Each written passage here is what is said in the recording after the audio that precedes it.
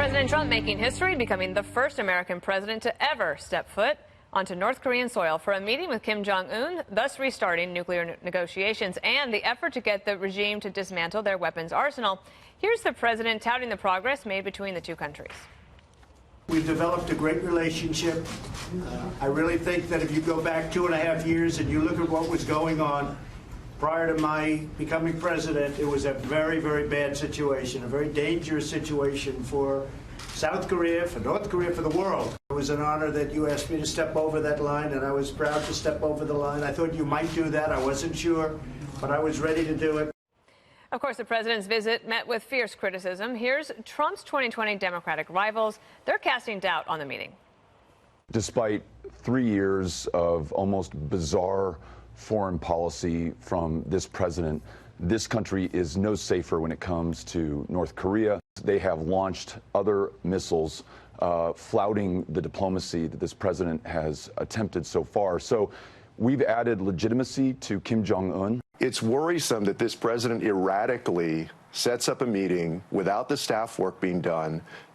It seems like it's all for show. It's not substantive. I am all for speaking with our adversaries, but what's happened here is that this president has raised the profile of a dictator like Kim Jong-un, and now 3 times visited with him unsuccessfully, because he's doing it backward. They talk about historic moments. This is historic. Him going to North Korea is like Chamberlain going to talk to Hitler. Okay, well, we're in the presidential campaign season, Jesse, so I guess that everybody had to jump on the bandwagon and pour cold water on it. But at a historic moment, the talks had been stalled. The staff, remember, the president walked away from the last one, and the staffs weren't even talking to each other, and now staff can at least start talking to each other again. Donald Trump is the peacemaker on the Korean peninsula. That's not me who said that one. That is the South Korean President Moon, a left-of-center leader. So I just think everybody needs to be reminded that people in the region are very appreciative of what Donald Trump is doing over there diplomatically. Listen, it's going to take a long time. It's a process, but I think you can acknowledge, everybody can acknowledge, it's heading in the right direction. That direction can change. But at this point, no more nuclear testing, and our posture remains strong in the region. We just opened up the largest U.S. military base in the entire world in South Korea. We have 25,000 military personnel there. The naval fleet is right off the coast, and they're still under the nuclear umbrella.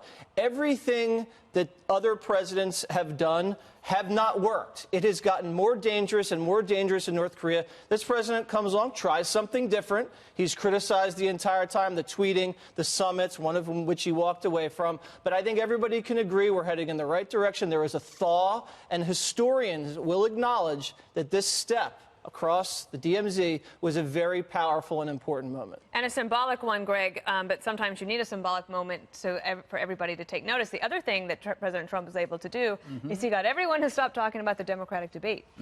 Interesting. Right? Which maybe helps the Democrats. Yeah, you know,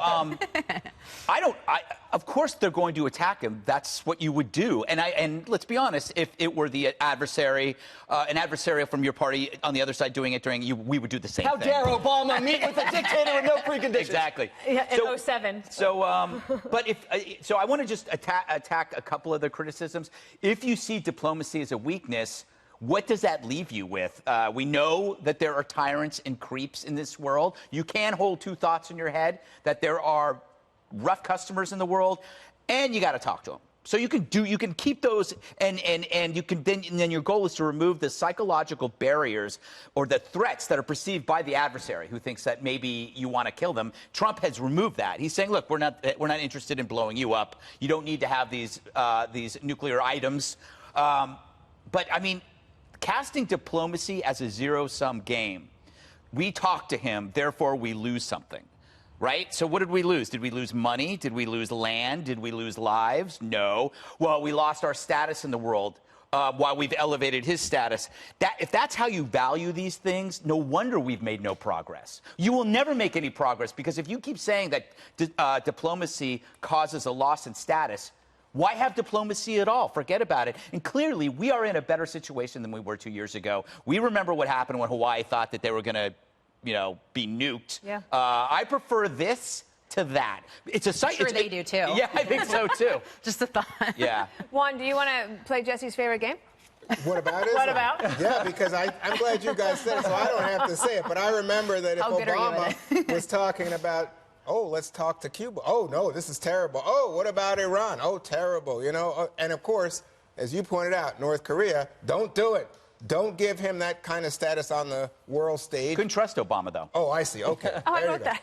But I think, I didn't write you can't trust Obama. I wrote that it depends on whoever you support, you trust that person That's with your true. best. there you go. Okay, That's a but the good big issue for me is that Trump's gesture, which I think is just vanity, it's just a photo op, is not stopping North Korea from getting nuclear weapons. It's not stopping their missile testing.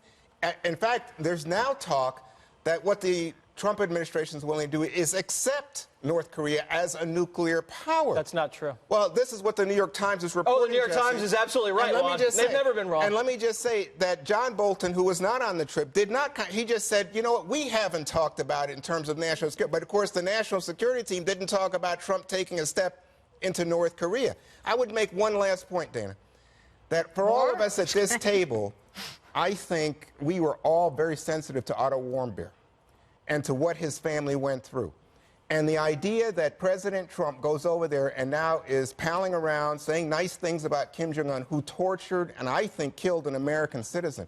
I just think that is so disrespectful to his memory and to the family. So what you're saying is because of Otto Warmbier, which you're right, we went down hard on what they did, that we should not have any diplomacy. Do you think his family is okay with that? I didn't say that. His family is okay with that. I didn't say that. What I said is also- it's the but here's- president of the United States giving his imprimatur to that man. But Juan, here's the thing, too. President Trump could just as easily go back to fire and fury tomorrow because, as we know with the president, he's unpredictable. But what I think he is trying to do is he's trying to convince Kim Jong-un that he doesn't have to be isolated from the rest of the world and that nuclear weapons aren't key to the regime's survival. And I think the most telling example of this and the most, the argument that he's trying to make is depicted if you watch the video that President Trump presented Kim Jong-un in Singapore. It's like this really interesting video that he showed him. And essentially what it does, it shows these diverging paths that North Korea could go on. And one is isolation and destruction, and the other is prosperity and peace. And so that's the argument that President Trump has continued to make to North Korea. These are the two paths you have. These are the two choices you have. It's either one or the other. And I think everything we've seen of President Trump trying to do of late is to encourage diplomacy, to increase the sanctions, to try to do whatever he can to push them into the corner of peace and prosperity, which I think we should all support. Especially we're not at war. We're not at war with North Korea. And the sanctions we aren't at remain. war with them. And the we may not sanctions like remain. them. We may not like, there's a lot of people that we don't like, but unfortunately, we're all stuck on this earth together. And maybe it takes somebody who has a personal and persuasion skill set to break this thing open. It seems like it's happening. But it's 3 meetings, right? But the This is but the third sanctions meeting, also and nothing remain. has happened. If only it happens tomorrow. It might take 50 years. I too have don't trust Obama underscored. And No, I didn't say that. exclamation mark. That was not what I said. The point is, you can respect Obama and think he's better in some things than Trump is, but I don't think he's the right man for this job. Trump had a different skill set to go and deal with this guy that I don't think Obama had. Yeah, I mean, Obama would have given him $150 billion cash if he could have. Maybe that wouldn't have worked, Juan. Maybe he's trying to not give him cash. By the way, maybe just try not giving him the cash. By the way, on a serious note, what does this say to Iran? As Iran starts to violate the deal that we abandoned, we think, what? So they say, oh, well, you're doing two business paths. with these guys. It's You the- let North Korea have a nuclear Juan, it's the two weapon. paths. Let us have a nuclear I weapon. think the president's trying to get better deals done with the Iranians and with the North Koreans done because the anything, deals Jesse? before those didn't work. Is this all All right. show? We're gonna Juan, go. if you actually had constructive criticism, we'd listen. I don't think they're It's going all to just agree. spitballs. Okay, she's telling me to go. All right.